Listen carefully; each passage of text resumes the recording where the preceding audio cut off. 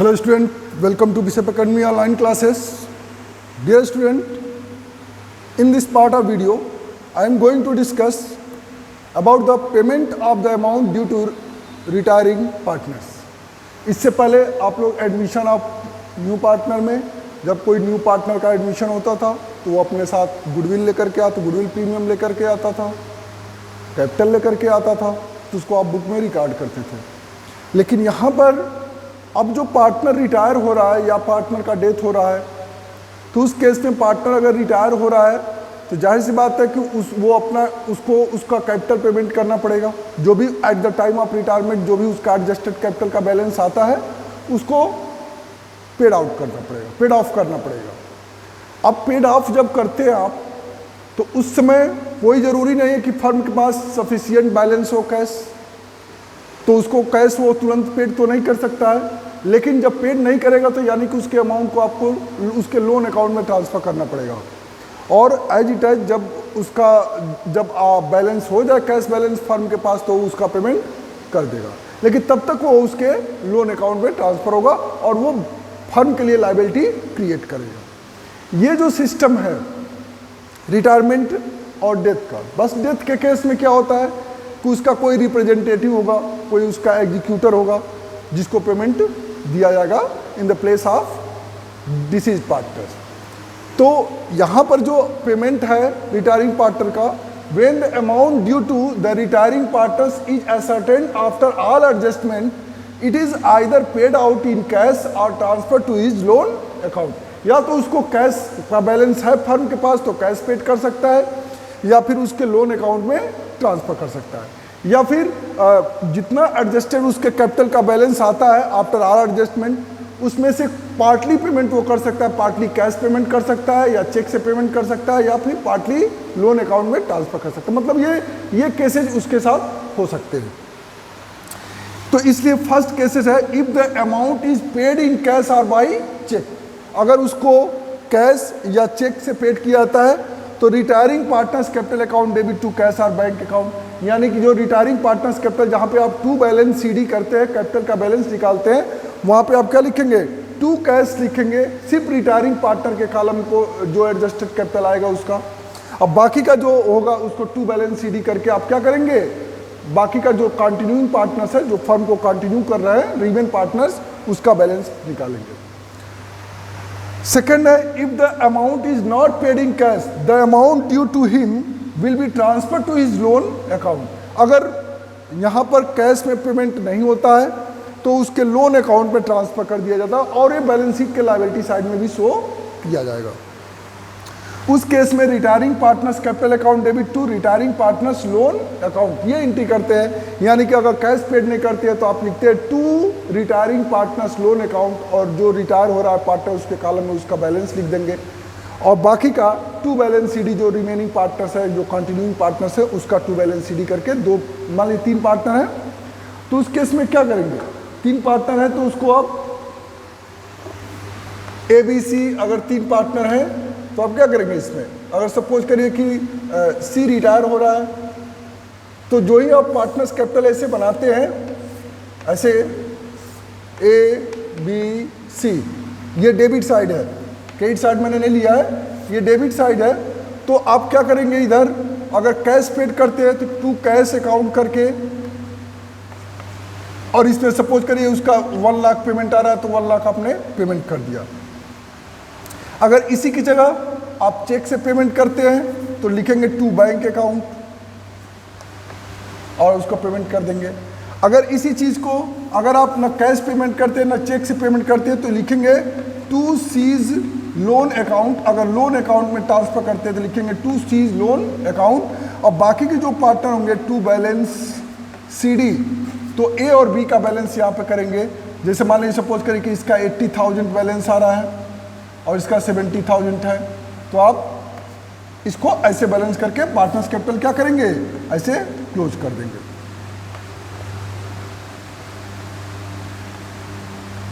ये debit side, सिर्फ debit side का ये सिस्टम है।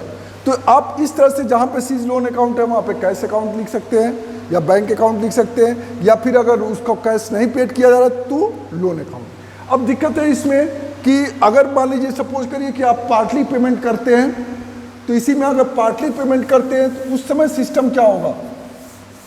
सपोज करिए कि उसको आप 1 लाख पेमेंट देना था, उसको 1 लाख पेमेंट देना था, तो सपोज करिए उसको आपने 50,000 कैश दे दिया, तो आप लिखेंगे यहाँ पे टू कैश अकाउंट, या बैंक अकाउंट से अगर चेक से दे रहे हैं तो टू कैश। बाकी का लिखेंगे to C's loan account, to C's loan account, और इसमें 50,000। देखिए अब 1 लाख को पार्टली पेमेंट किया जा रहा है, 50,000 कैश, 50,000 उसके लोन अकाउंट में ट्रांसफर कर दिया गया। तब आप लिखेंगे बाकी to balance CD remaining partners का 80,000, 70,000 ऐसे करके लिखेंगे और बैलेंस कर लेंगे इसको।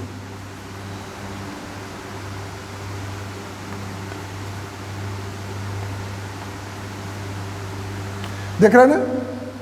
तो इस तरह से आप क्या करेंगे, बैलेंस करेंगे इसका। ये सिस्टम है इसका। The amount of loan is repaid to him according to the terms of the agreement. जैसा कि पार्टनरशिप डीड में एग्रीमेंट किया गया है कि अगर कोई पार्टनर रिटायर होता है, जो भी प्रोविजन किया गया और रिटायरिंग पार्टनर से रिलेटेड, उस प्रोविजन के अकॉर्डिंग उसको लोन अकाउंट में ट्रांसफर करेंगे कि क्या करेंगे आप, वो पार्टनरशिप डीड में दिया रहता है। But in the absence of any agreement, अगर कोई एग्रीमेंट नहीं है, उस केस में the retiring partner as per section 37 of the Indian partnership act 1932 is entitled to interest at the rate of 6% per annum till the loan is paid off. यानी कि अगर loan account में transfer कर रहे हैं और कोई in the absence of partnership deed है, उस केस में उसको 6%, क्योंकि आप जानते हैं कि पार्टनर्स लोन पे 6% इंटरेस्ट होता है, तो 6% इंटरेस्ट के साथ उसका लोन पेड ऑफ करेंगे। एट हिज ऑप्शन, फिर उसके पास कोई ऑप्शन है कि instead of the interest he may take that share of profits which has been earned by the firm by the use of amount due to him, the right is also available to the legal representatives of the deceased partners.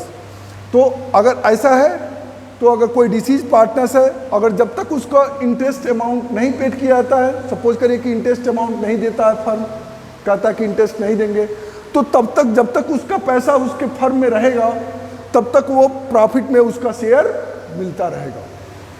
ठीक, ये एक illegal procedure है। Disease partner के case में भी ऐसा होता है। एक इसमें नोट है कि if nothing is mentioned in the question, अगर कुछ भी क्वेश्चन में मेंशन नहीं है कि रिटायरिंग पार्टनर को कैश पेमेंट किया जाता है या रिटायरिंग पार्टनर को चेक से पेमेंट किया जाता है, तो अगर इस तरह का कोई मेंशन नहीं है, तो the payment of the amount due to retiring partners it will be transfer to his loan account, तो ऑटोमेटिकली वो उसके लोन अकाउंट में क्या होगा, ट्रांसफर हो जाएगा। तो मैंने इसी चीज को यहाँ पे आपको बताया है।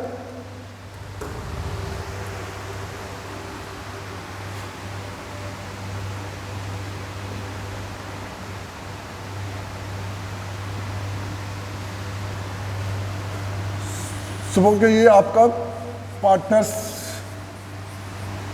कैपिटल अकाउंट है।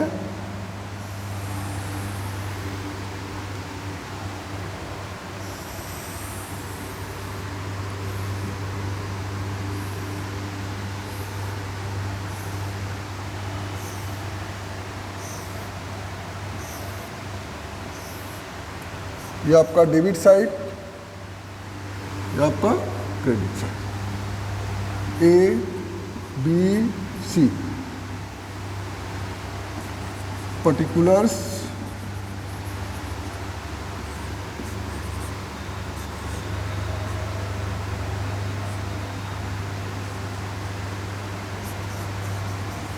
पर्टिकुलर्स। तो सबसे पहले आप क्या करते हैं, यूजुअली बाय बैलेंस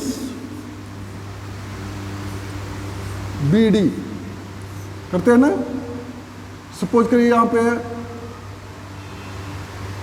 50,000, 30,000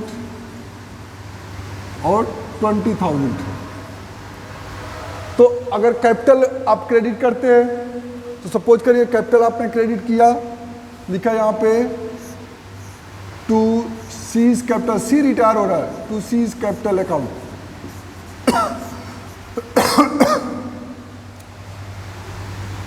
तो ए बी के कॉलम में सपोज करें आपका 5:3:2 का रेशियो है तो 2/10 होगा। अगर 1 लाख गुडविल है तो 2/10 करेंगे तो उसका जो शेयर होगा वो 10 to 20,000 होगा। 20,000 को आप क्या करेंगे 5:3 के रेशियो में बांट देंगे तो 8 to 16, 8 5 40, 20, 500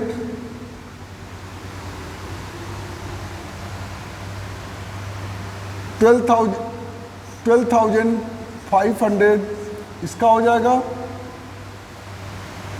और 7,500 बी का शेयर है। 20,000 गुडविल है। ऐसे ही आप यहाँ पर करेंगे बाई एज कैपिटल, ये गुडविल का एडजस्टमेंट है, ये एक्सपेक्टेड वैल्यू है। बी एज कैपिटल अकाउंट और सी के कॉलम में क्या करेंगे आप 12,500 इधर शो कर देंगे।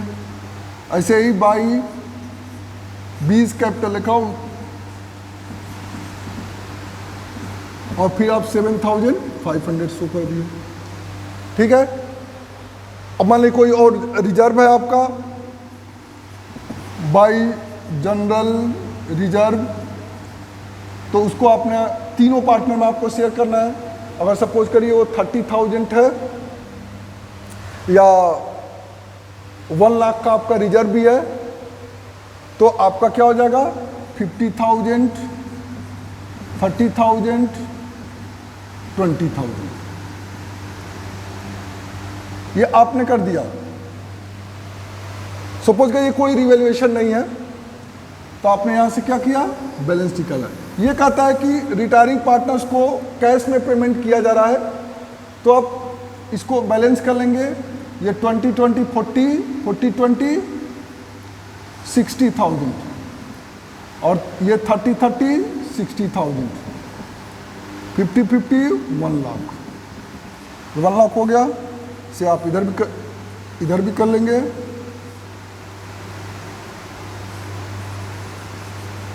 वन लाख 60,000, 60,000। अब आप यहाँ पे अगर कैश में पेमेंट करना है तो आप लिखेंगे टू कैश अकाउंट और सी रिटायर हो रहा है तो सी रिटायर हो रहा है। अगर पूरा का पूरा पेमेंट कर रहे हैं तो पूरा 60,000 क्या करेंगे आप पेमेंट कर देंगे। और तब आप लिखेंगे यहाँ पर टू बैलेंस CD और ए और बी का कैपिटल निकाल लेंगे तो आपका ये हो जाएगा 87,500 और इसमें से आप निकालेंगे तो 52,500। ठीक है। और इसका पेमेंट आपने कर दिया। तो इस तरह से आप क्या करेंगे इसको कैलकुलेट करेंगे कैश में। अगर यही सपोज करिए कि आपने किया और कैश में आपने नहीं दिया है तो आप क्या करेंगे इसकी जगह आप इसको टू सीज लोन अकाउंट में क्या करेंगे ट्रांसफर कर देंगे। ठीक। तो इस तरह से ऑटोमेटिकली वो क्या हो जाएगा ट्रांसफर हो जाएगा। अब ये जो आपने यहाँ पर किया है ये टू सीज लोन अकाउंट ये आप बैलेंस शीट के लायबिलिटी साइड में इसको शो करेंगे और बाकी का पार्टनर्स का बैलेंस कैपिटल में शो करेंगे। तो इस तरह से सिस्टम है इसका बनाने का।